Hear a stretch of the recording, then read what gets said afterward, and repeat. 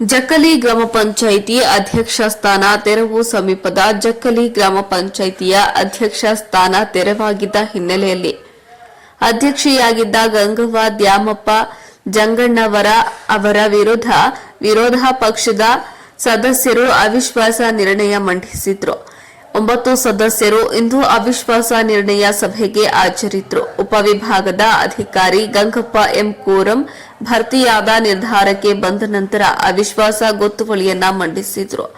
ಹಾಜರಿದ್ದ 9 ಸದಸ್ಯರು ನಿರ್ಣಯದ ಪರ ಗೊತ್ತುವಳಿ ಮಂಡಿಸಿದ್ರು. ಈ ಹಿಂದೆಯೇ ಅಧ್ಯಕ್ಷರ ವಿರುದ್ಧ ಅವಿಶ್ವಾಸ ನಿರ್ಣಯ ಮಂಡನೆಯಾಗಿ ಅದಕ್ಕೆ ಸಭೆ ಸೇರುವ ಸಮಯದಲ್ಲಿ ನ್ಯಾಯಾಲಯದ ತಡೆಯಾಜ್ಞೆ ಇದ್ದುದರಿಂದ ಅವಿಶ್ವಾಸ ನಿರ್ಣಯ ಸಭೆ ಇಂದಿಗೆ ತೆರೆಬಿದ್ದಿತ್ತು.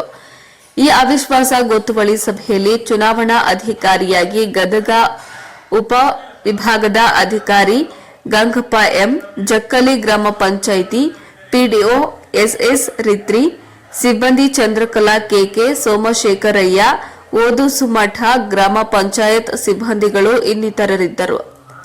ವಿಜಯೋತ್ಸವ ಅವಿಶ್ವಾಸ ನಿರ್ಣಯಕ್ಕೆ ಜಯ ಸಿಗುತ್ತಿದ್ದಂತೆ ಕಾಂಗ್ರೆಸ್ ಕಾರ್ಯಕರ್ತರು ಸಿಹಿ ಹಂಚಿ ಪಟಾಕಿ ಸಿಡಿಸಿ ವಿಜಯೋತ್ಸವ ಆಚರಿಸಿದ್ರು.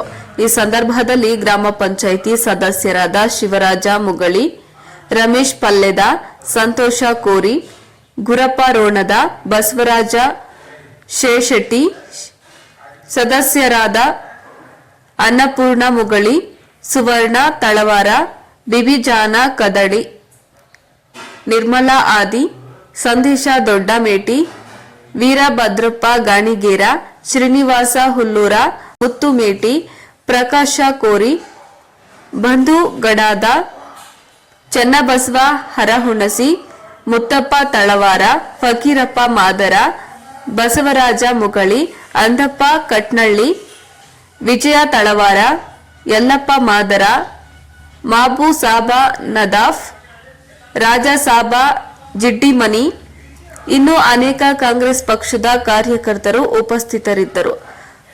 ವರದಿ ರುದ್ರಪ್ಪ ಹೆಬ್ಬಳ್ಳಿ ರೋಡ.